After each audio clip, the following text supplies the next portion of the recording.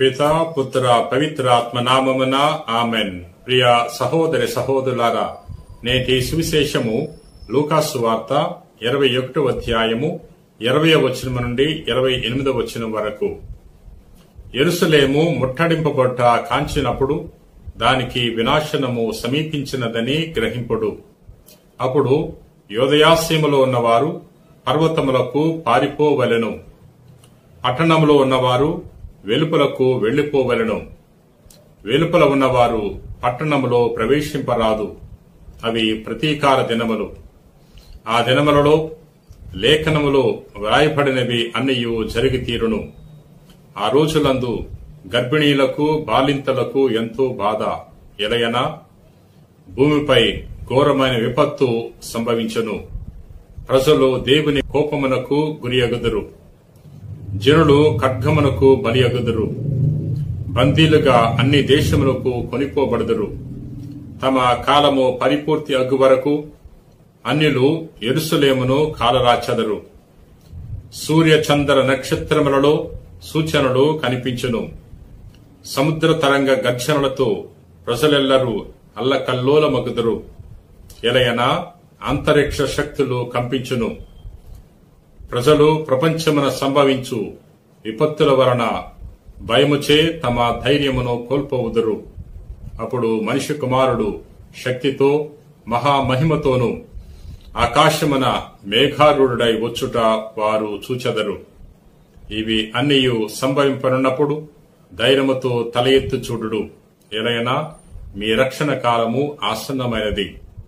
ఇది క్రీస్తు సువిశేషము. క్రీస్తువా మీకు స్తుతి కలుగునుగాక. నేటి సువార్తలో యేసు ప్రభు యెరూషలేము పతనము గురించి తెలియజేస్తున్నారు. యెరూషలేము ముట్టడికి లోనైనప్పుడు యూదయసీమలో ఉన్న ప్రజలు పర్వతాలకు వెళ్లిపోవాలి అని ప్రభు హెచ్చరిస్తున్నాడు. యెరూషలేము పట్టణము బయట ఉన్నవారు లోపలికి రాకూడదని, లోపల ఉన్నవారు బయటికి పారిపోవాలని ప్రభు తెలియజేస్తున్నాడు.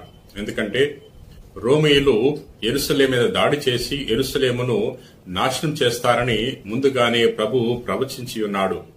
ప్రభు ప్రవచించినట్లే యెరూషలేము పట్టణము క్రీస్తు శకము 70వ సంవత్సరంలో ముట్టడికి లోనైనది. యెరూషలేము పట్టణము రోమీయుల చేత నాశనం చేయబడింది. ప్రియ సహోదరి సహోదరులారా, ఎందుకు యెరూషలేములో ఉన్న వారు శిక్షకు లోనయ్యారంటే దేవుడు పంపిన ప్రవక్తలను వారు తిరస్కరించారు. దేవుడు పంపిన ప్రవక్తల యొక్క మాటను ఆలకించలేదు, వారిని హింసించారు. ప్రియ సహోదరి సహోదరులారా, ప్రవక్తలనే కాకుండా దేవుని కుమారుని కూడా వారు తిరస్కరించారు. దేవుని యొక్క కుమారుని యొక్క మాటను వారు అంగీకరించలేదు. యేసుక్రీస్తు ప్రభును వారు విశ్వసించలేదు. ప్రియ సహోదరి సహోదరులారా, మనము యేసుక్రీస్తు ప్రభు యొక్క మాటను విశ్వసిస్తున్నామా? దేవుడు పంపించిన యేసుక్రీస్తును మన రక్షకుడుగా, మన యొక్క మెస్సయగా మనము అంగీకరించగలుగుతున్నామని ఒక్కసారి మనందరూ కూడా ప్రశ్నించుకోవాలి. ప్రియ మిత్రులారా, నేటి సువార్తలో యేసు ప్రభు మరొక విషయాన్ని తెలియజేస్తున్నాడు. మనిషి కుమారుడు మేఘారూఢుడై వచ్చినప్పుడు మీరు సంతోషించండి, ఆనందించండి అని తెలియజేస్తున్నాడు. ఎవరు సంతోషిస్తారు? యేసు ప్రభు తీర్పు చేయటానికి భూలోకానికి వచ్చినప్పుడు ఎవరు సంతోషిస్తారంటే ఎవరైతే ఆయన కోసం నిరీక్షిస్తుంటారో, ఎవరైతే ఆయన చిత్త ప్రకారంగా ఈ భూలోకంలో జీవిస్తుంటారో అటువంటి వారు యేసుక్రీస్తు ప్రభు యొక్క రెండవ రాకడ సమయంలో సంతోషిస్తారు. ప్రియ మిత్రులారా, మరి మనము ప్రభు యొక్క తీర్పుకు సిద్ధంగా ఉన్నామా?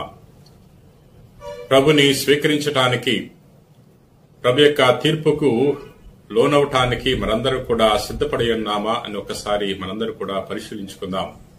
ప్రేమ కలిగిన ప్రభువా, దయగిన సర్వేశ్వర, ప్రభువా, నేటి ఈ సువార్త ద్వారా మాతో మాట్లాడినందుకు వేలాది వందనాలు. ప్రభువా, మేము నీ యొక్క రాకడ కొరకు నిరీక్షించే గొప్ప మనస్సును మాకు దయచేయండి.